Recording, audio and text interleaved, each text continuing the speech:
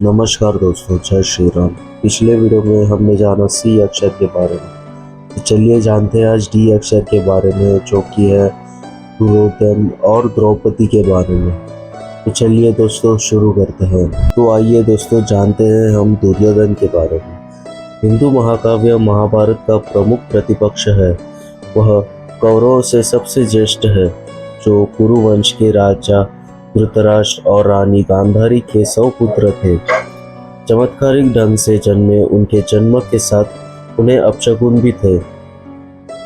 दुर्योधन हस्तिनापुर में बड़ा हुआ और बाद में उसका युवराज बना।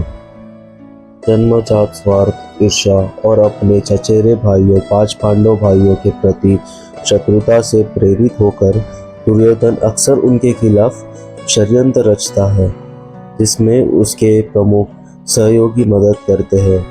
उसके चालबाज चाचा शकुनी, उसका वफादार दोस्त कर्ण, उसका समर्पित भाई दुशासन और उसके अंधक और कृपालु पिता धृतराष्ट्र। दुर्योधन की ईर्ष्या कुख्यात भाषा खेल में चरम पर पहुंची है, जहां वह पांडवों की रानी द्रौपदी का अपमान करते हैं। यह घटना दूसरे पांडव भीम को यह प्रतिज्ञा लेने के लिए उकसाती है कि वह एक दिन दुर्योधन की जांघ तोड़ देंगे। बाद में शकुनी की मदद से दुर्योधन पांडवों को छल से अपना राजा त्यागने और उन्हें वनवास पर जाने के लिए मजबूर करता है। पांडवों द्वारा अपना 13 वर्ष का वनवास पूरा करने के बाद भी वह उनका राज्य वापस करने से इनकार कर देता है, जिससे सीधा कुरुक्षेत्र युद्ध छिड़ जाता है। युद्ध में पांडवों के विजय के बाद दुर्योधन युद्ध के मैदान से भाग जाता है और एक जादुई रूप से किलेबंद जिले में छिप जाता है। जब पांडव उसे खोज लेते हैं तो वह अपने मुख्य प्रतिद्वंदी भीम को अपना प्रतिद्वंदी चुनते हुए अंतिम युद्ध के लिए सहमत हो जाता है।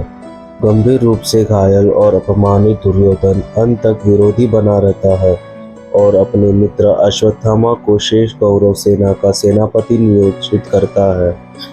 अश्वत्थामा द्वारा प्रतिशोध की अंतिम कार्रवाई के बाद दुर्योधन अपने चोटों के कारण दम तोड़ देता है। तो दोस्तों हमने शॉर्ट में तो दुर्योधन के बारे में जान ही लिया, तो चलिए अब जानते हैं हम द्रौपदी के बारे में। तो दोस्तों द्रौपदी का जन्म पांचाल के राजा द्रौपद के एक यज्ञ से हुआ था, जिसके कारण उन्हें यज्ञसेनी भी कहा जाता है। वह धृष्टद्युम्न की जुड़वा बहन थी। द्रौपदी ने 5 पांडव भाइयों युधिष्ठिर, भीम, अर्जुन, नकुल और सहदेव से विवाह किया। वह पांडवों की निष्ठावान पत्नी और उनके बच्चों की माँ थी। द्रौपदी को अपनी बुद्धिमत्ता, सौंदर्य और दृढ़ स्वभाव के लिए जाना जाता है।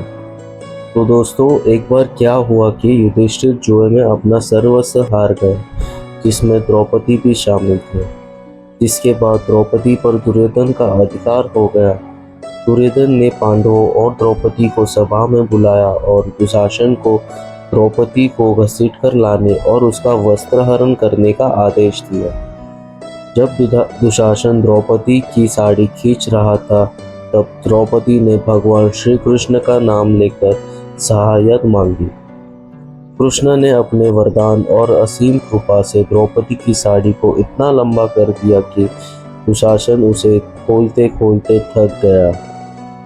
दुशासन की बार बार कोशिश के बावजूद भी द्रौपदी की साड़ी खत्म ही नहीं हो रही और उसके सम्मान की रक्षा हुई। द्रौपदी के इस अपमान से प्रेरित होकर भीम ने दुर्योधन की जांघ तोड़ने की प्रतिज्ञा की थी, जिससे उन्होंने महाभारत युद्ध में पूरा किया। तो दोस्तों अगले वीडियो में हम जानेंगे ई अक्षर के बारे में, जो कि है एकलव्य के बारे में। तो आपको ये वीडियो अच्छी लगी हो तो please like, share and subscribe और बेल आइकन पे ज़रूर क्लिक करना। तो चलो गाइस, मिलते हैं हम अगले वीडियो में। तब तक के लिए जय श्री राम। सी यू गाइस।